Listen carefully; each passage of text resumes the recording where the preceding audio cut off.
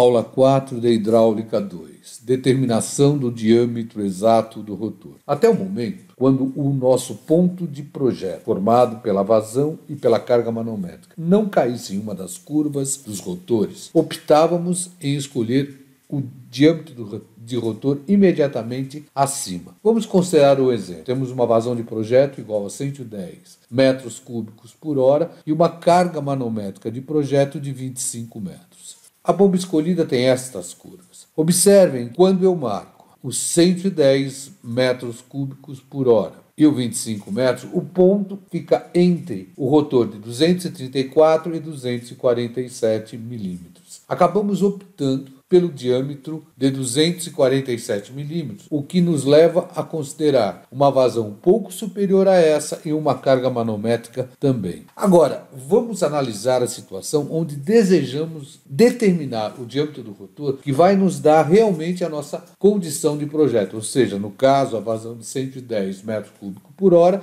e a carga manométrica de 25 metros. Novos desafios abrem as portas da mente. Vamos considerar esse desafio como a determinação do diâmetro do rotor exato. Vamos pegar um exemplo da própria KSB, que é um fabricante das bombas hidráulicas. O manual da KSB pode ser acessado na web nesse endereço. Basta copiar, vocês terão acesso ao manual da KSB em português, em inglês e também em francês. Considerando as coordenadas de projeto, vazão de 110 metros cúbicos por hora, a carga manométrica de 25 metros e as curvas da bomba escolhida, especifique o diâmetro do rotor que originará a condição desejada. Este é o nosso problema. Iniciamos representando a origem do plano cartesiano, respeitando a escala adotada. Como nós saímos do 10, pegamos a mesma escala, marcamos o 5, traçamos a reta desde a origem encontrada, passando pelo ponto de trabalho e atingindo o diâmetro de rotor imediatamente acima. Então aqui nós temos a origem, traçamos uma reta que passa pelo ponto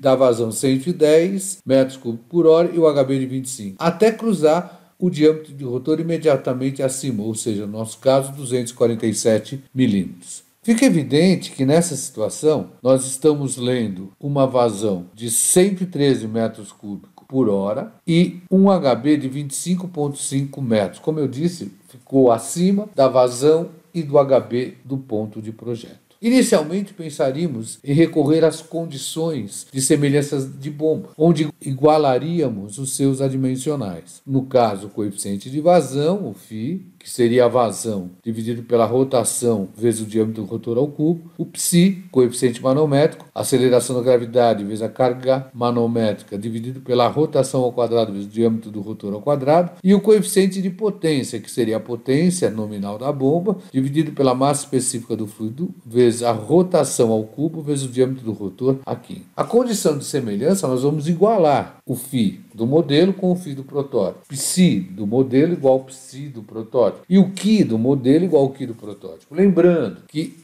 nessa igualdade nós estaremos impondo as condições de semelhança completa. Isso é válido, principalmente nessa semelhança completa nós temos também a semelhança geométrica. Semelhança geométrica que implica que todas as dimensões físicas têm o mesmo fator de proporcionalidade. Todos os componentes têm a mesma relação, a mesma escala. Aí nós teríamos, nessa situação, considerando a rotação constante, as condições da vazão do protótipo à vazão do modelo, igual o diâmetro do rotor do protótipo, o diâmetro do rotor do modelo ao cubo, carga manométrica do protótipo, carga manométrica do modelo, igual ao diâmetro do rotor do protótipo, o diâmetro do modelo ao quadrado, potência do protótipo, sobre potência do modelo, igual ao diâmetro do rotor do protótipo, o diâmetro do rotor do modelo à quinta.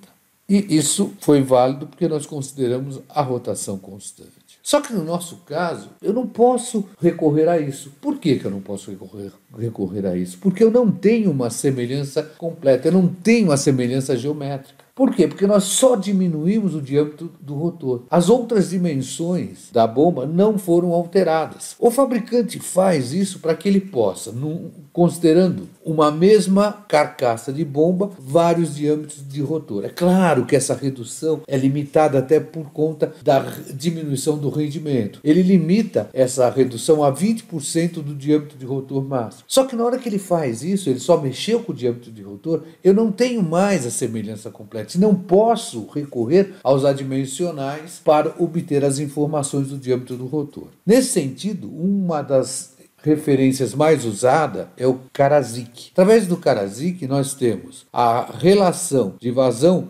igual à relação de diâmetro. Então, vamos considerar, por exemplo, 2, o protótipo, um modelo. Então, nós teremos vazão do protótipo, vazão do modelo sobre o diâmetro do rotor do protótipo sobre o diâmetro do rotor do modelo, só que ao expoente 1. Teríamos a relação das cargas manométricas elevada ao expoente 2 e teríamos a potência elevada ao expoente 3. Existem outras maneiras para fazer. Existe, por exemplo, uma que é bastante usada, que considera a relação de diâmetro ao quadrado quando igualada à relação de vazões. Existe ainda a do Stepanov, que propõe uma redução do diâmetro em função da relação que existe entre o diâmetro do rotor do modelo e do protótipo. Mas na maioria das aplicações, como no caso do problema da KSB, a redução do diâmetro do rotor, no caso da bomba radial, essa pelo fato de ser mais usada, e é nela que eu posso fazer a redução. Eu não faço em outro tipo de modelo de bomba. Eu só faço quando a bomba for radial. Nessa situação,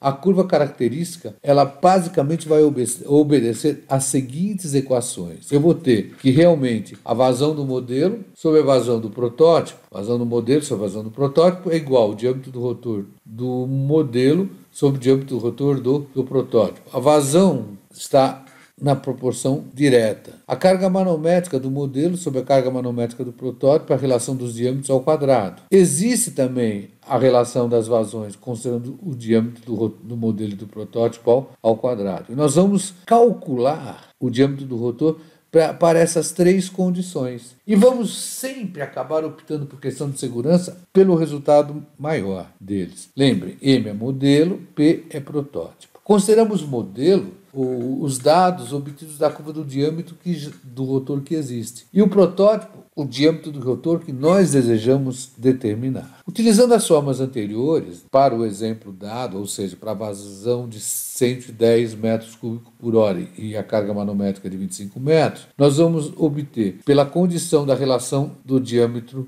elevado ao expoente 1, um diâmetro de 240,4 milímetros. Quando consideramos ao quadrado, deu um diâmetro de 243 milímetros. E quando trabalhamos com a carga manométrica, deu um diâmetro de 244,5 milímetros. Acabamos optando pelo diâmetro do rotor de 244,5 por questão de segurança. É mais ou menos praxe se adotar um diâmetro sempre maior. Qualquer dúvida, entre em contato com raimundo.ignacio@escoladavida.eng.br. Bons estudos!